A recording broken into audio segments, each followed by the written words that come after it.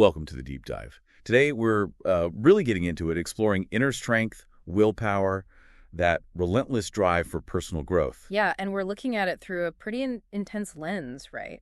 A conversation between David Goggins, the retired Navy SEAL, ultramarathon guy, and neuroscientist Andrew Huberman. Exactly. And for you, the learner, listening in, our mission here is, well, to pull out the core stuff. Those key insights, the aha moments, without getting totally lost in the weeds. Right. We want to guide you through it. Focus on what really matters for understanding mental toughness from this perspective. And Goggins himself is just, what a figure to start with. His background story is really something. He's very open about a difficult childhood, a tough young adulthood. He talks about being over 300 pounds in his early 20s, feeling completely stuck. Right. And then this radical transformation. Totally radical. This fierce internal push that leads him to become a Navy SEAL, an ultramarathon runner. It's incredible. And now he's deep into studying science and medicine, too. Yeah, which is fascinating, isn't it? It shows this ongoing thing, this commitment to pushing limits, not just physically, but intellectually. Okay, so let's dive into how he actually learns. Because he makes it sound, well, really hard for himself. He really does. He contrasts his own experience sharply with others, like someone named Jennifer, he mentions, who seemed to just absorb things easily. He emphasizes his struggle, like learning and remembering was a huge battle. And his method for dealing with that is just, wow. Incredibly structured, incredibly persistent. Like writing things down again and again. Over and over, reviewing it every single day until he says he gets this photographic memory of it. That's intense. It is. Yeah. And he talks about layered learning too. Get the big picture first, then drill down into the specifics. So the idea is even if you feel like you're starting from behind intellectually, you can still master stuff. Through sheer, relentless, structured effort. That's his point. Writing, repeating, layering, until it's just in you. It's almost hard to grasp, though. He calls himself bottom of the barrel for talent, physically and mentally. Yeah, it's a really stark contrast to what he's achieved. You almost wonder if that self-perception is like a tool for him. To fuel the fire. Maybe. Or maybe it's genuinely how he experiences it. But either way, it underlines that his dedication wasn't just about hitting a goal. It became his whole life. His way of living, as he puts it, a conscious choice involving huge sacrifice, all driven by this need to find his absolute potential. It wasn't about natural gifts. Okay, that makes sense. And it leads perfectly into this other huge idea for him. Friction. Yes. Friction, not something to avoid. No, quite the opposite. Yeah. He says it's necessary for growth. Friction is growth, plain and simple. He says he feels it the moment he wakes up. And he thinks people misunderstand him on this, right? Like they think he's just naturally tough. Yeah, he calls that the biggest misunderstanding. He actually frames himself as a lab rat. A lab rat. Meaning someone who's had to overcome massive obstacles purely through willpower and experimentation on himself, not natural toughness. So when he says friction is growth, he means leaning into the hard stuff. Exactly. The things you don't want to do. Waking up early, the brutal workout, tackling that horrible task. Those are the moments that actually build you up, the resistance itself. And he seems to think a lot of people kind of coast. They don't really tap into their full potential. Yeah, he suggests many only use a minimal amount of what they could, and he links it to, a lack of real focus, an unwillingness to engage with the tough stuff. Which connects to those concepts he talks about, like callous your mind. Right, and perform without purpose. He says these are tools that came out of his own crazy psychotic brain, his words. To help others navigate their own struggles. Yeah. Callous your mind is pretty straightforward, like building physical calluses. You build mental toughness by repeatedly facing discomfort. Okay, but perform without purpose. Yeah. What's the idea there? It sounds different from just setting goals. It is different. It's about shifting focus from the outcome, the reward, to the process itself, the act of pushing. So finding value in the effort, even without a clear finish line right now. Exactly. It's about building this constant state of readiness, this resilience. So when the real challenges hit, you're already operating at that level. It's less about the reward, more about the work itself. It sounds like his own life is just incredibly intense, almost impossible to capture in, say, a self-help book. He calls it a barbaric life. This agency, this I can do this, and gratitude, the thank you for this, they aren't just floating ideas. No, it feels like they're built on something more fundamental. The material links them to empowerment. Yeah, that inner belief in your own capability. Yeah, and humility. Recognizing our place, maybe. Precisely. So the thinking is, if the underlying structure and function how we're wired and how we operate inside are healthy. Okay. Then that naturally leads to feeling empowered and having that sense of humility. And from that foundation, agency and gratitude can really grow. That's the idea. They flourish from that base. Okay. So that brings us to the big question, doesn't it? How do we actually do that? How do we cultivate agency, gratitude, empowerment, and humility day to day? Right. And the material draws a parallel, which I found interesting, between physical and mental health. How so? Well, just like getting physically fitter takes effort, and understanding how your body works, improving your mental landscape also requires, effort, and really understanding what's going on under the hood. Makes sense. So where do we start with that understanding? The discussion in the source material starts with what it calls the structure of self. Think of it as the basic components. Okay, the building blocks. Yeah. And they use the iceberg analogy, which is pretty common but effective here. Right. The tip of the iceberg is the conscious mind. Yeah. The stuff we're aware of. Exactly. Small part. But the huge mass underneath the water, that's the unconscious. And the point is that the unconscious part has a massive influence, even if we don't directly see it. A huge influence. And then sort of buffering or protecting that conscious mind, you have defense mechanisms. Okay, defense mechanisms, like mental strategies. Unconscious ones, yeah. And another huge part of that reality is this feeling of being haunted. Right, haunted by his past, the fear of slipping back. That seems to be a massive motivator. He talks about the stick versus the carrot. The stick being avoiding the bad stuff, his old self. Exactly. And the carrot, the positive reinforcement. He says he barely experiences that, or only briefly. So this haunting, this fear, is what keeps him going. He says he never turns the fucking thing off because of it. It's the fuel. This powerful stick drives the need for friction, the relentless willpower building. Wow.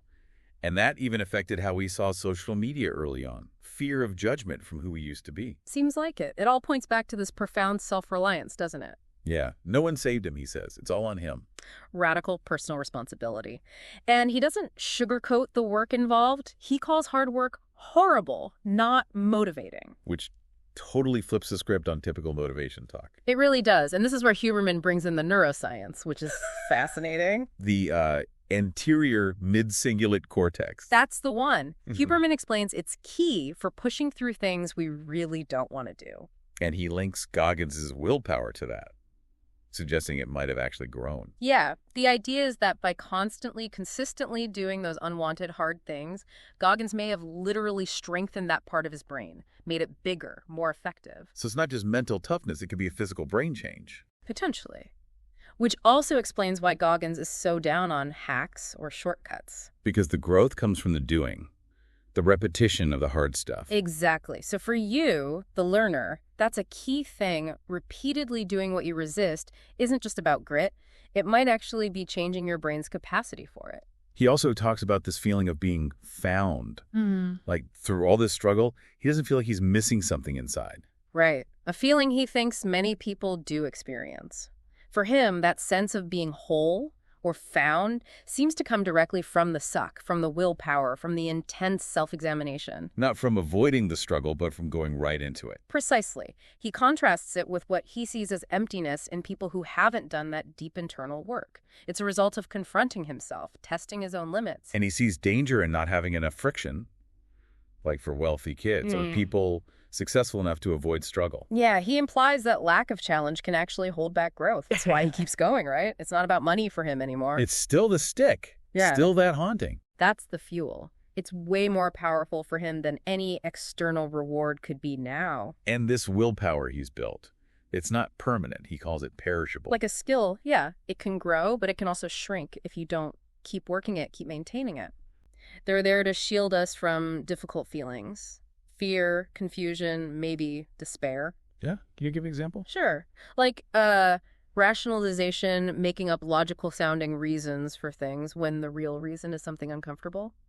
Or just plain avoidance, steering clear of stuff that makes us anxious. Got it. So unconscious mind, conscious mind, defense mechanisms. And all of that together forms what the source calls our character structure. Character structure. Yeah. like our default operating system. Kind of. It's the framework we use to interact with the world. Think about whether you generally trust people easily or are more suspicious. Okay. Or how you react when you get frustrated. Exactly. Those tendencies, those patterns are rooted in that character structure. It's the tool we use. And then the self emerges from that. Yes, the self emerges from that character structure, but it's also shaped by our choices over time. It's not totally fixed. So deciding to act differently, maybe be more trusting. Right.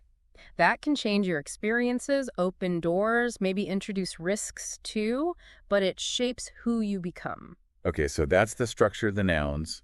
What about the verbs? The function of self. Right. This is about how we actually use that structure, how we engage with the world. The active part. Yeah. And the first element mentioned is self-awareness, simply recognizing the I. Being aware that you are aware. Pretty much. Yeah. Like strengthening a muscle, you become more aware of what it can do and its limits. Okay, let's shift to the internal dialogue. He mentions having two voices. A negative one, rooted in all that past difficulty, and then this other voice he consciously created. The one that pushes him forward. Right. And he says the key isn't just dealing with the surface chatter, but mastering that deeper dialogue, learning to identify that voice of doubt or weakness, and then actively countering it.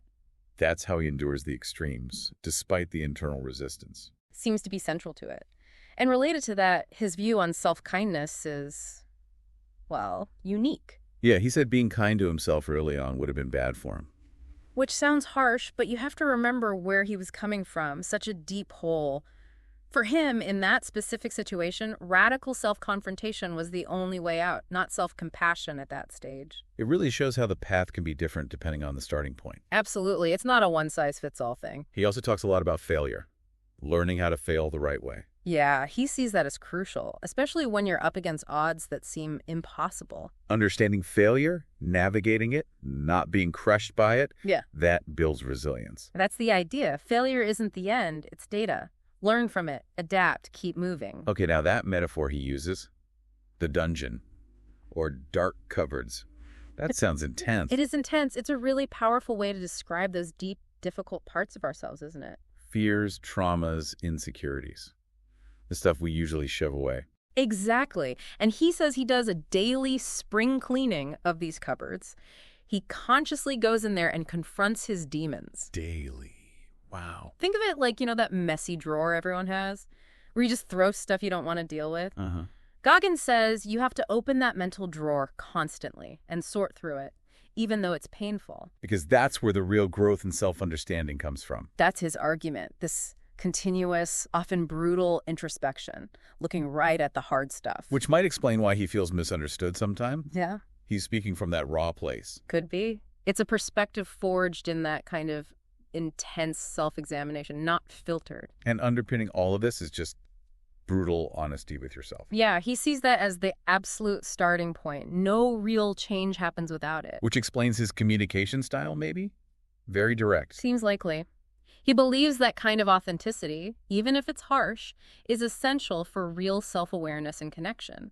Sugarcoating just gets in the way. That's quite subtle. Okay, what's next in terms of function? Salience. Basically what you pay attention to. Internally and externally. Both. What grabs your focus? Is it that internal narrative spinning around like, I'm such a loser, I can't do this? Yeah, those loops can be powerful. Hugely powerful. Or is your focus more adaptive? Are you noticing opportunities or solutions or just the reality of the situation? Where your attention goes is key. Makes sense. And then I suppose our actual behavior, what we do. Absolutely. Our actions are often a really clear window into our internal state, even if we don't realize it. Like wanting that promotion but never actually sending the application. Right. Or saying you want a partner, but finding ways to push people away when they get close. The behavior often tells the real story. So self-awareness, defenses in action, salience, behavior. Anything else? Strivings.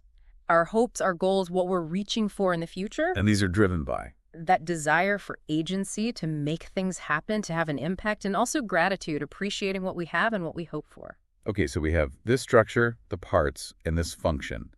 How they operate, how do they connect? It feels like a loop. It is definitely a loop. They're completely intertwined. Your defense mechanisms, which are part of the structure, when they get activated, that's the function. And how they get activated determines what becomes salient, what you pay attention to also function. So if my go-to defense is avoidance, then the things you need to deal with probably won't be very salient to you. You won't focus on them. It all connects. Okay. The material also touches on anxiety, right? Yeah. Which is so common. Yes, and it frames it as, a normal part of being human. We all feel it. But it can become counterproductive when it's excessive. Exactly. And the sources of that excess anxiety can be varied. It could be genetics, maybe unconscious stuff from the past, or conscious thoughts, worries about the future. And even those defense mechanisms we talked about. Yeah, they can contribute too. It's often a mix of things. What about the flip side, maybe? Confidence. Confidence is discussed too. It's framed as trusting your own predispositions, your potential. Trusting yourself. Right. But they make an important distinction between that kind of healthy confidence and, say, narcissism. How are they different in this view? Healthy confidence comes more from an internal feeling of competence, a sort of, yeah, I think I can handle this. Narcissism, on the other hand, often seems rooted in needing to feel superior to others. Okay. It's about the source of the feeling. Yeah, and they mention the phenomenology, basically. The actual internal experience of confidence matters more than just appearing confident. Got it.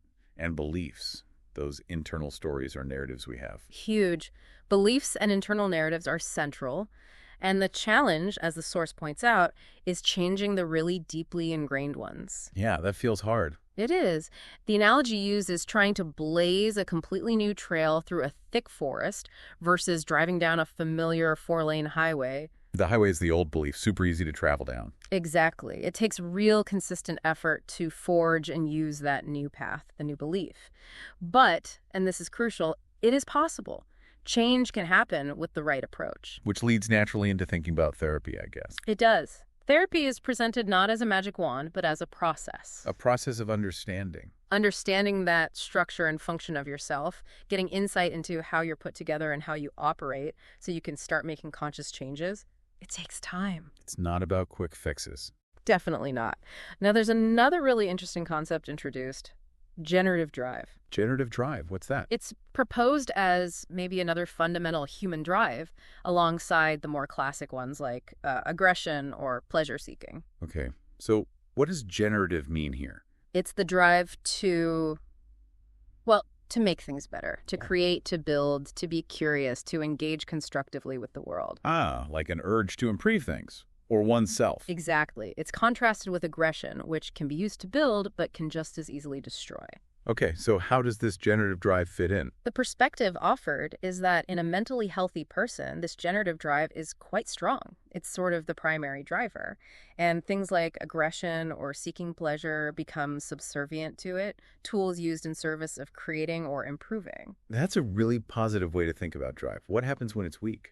Well, the source links things like demoralization, feeling hopeless or defeated, to a suppression of this generative drive. So feeling down might make you less likely to want to create or engage. Yeah, you might withdraw, isolate yourself, stop taking care of yourself. That generative spark kind of dims. I can see how that connects back to agency and gratitude. If you're actively generating something positive. Right. They use a garden analogy. You put in effort, overcome weeds or pests, obstacles. You nurture something, it grows. And that feels good. You feel capable agency and probably thankful for the result. Gratitude. Precisely. The act of generative striving reinforces those positive feelings and the drive itself. So for someone listening who feels stuck, unmotivated, like they're just, drifting, what's the advice? The suggestion is to look into all those different aspects we've discussed, the structure, the function. The source talks about looking in all 10 cupboards, metaphorically speaking. Exploring all the components, the unconscious influences, defenses, character, self-awareness, salience, behavior, strivings. All of it. See where things might be getting blocked or working against you. And how do you do that practically? Well, honest self-reflection is a start. Maybe journaling. Talking things through with someone you trust, a friend, family member. Someone who can offer different perspective. Exactly. And importantly, the value of professional help is highlighted. Good therapy can really facilitate this kind of deep understanding. Because it provides a structured way to explore those cupboards. Yes. The main takeaway is that feeling stuck isn't permanent. Change is possible, but it usually requires understanding yourself better and then putting in consistent effort based on that understanding. So wrapping this up, the core message from this deep dive seems really hopeful, actually. I think so too. It suggests that achieving more peace, maybe contentment, even delight in life isn't just luck. It comes from doing the work of understanding our own inner world, the structure and the function. Yes, because that understanding helps build that foundation of empowerment and humility. Which then lets us live with more agency, feeling like we can shape our lives, and more gratitude, appreciating what we have and experience. That's the connection made in the material.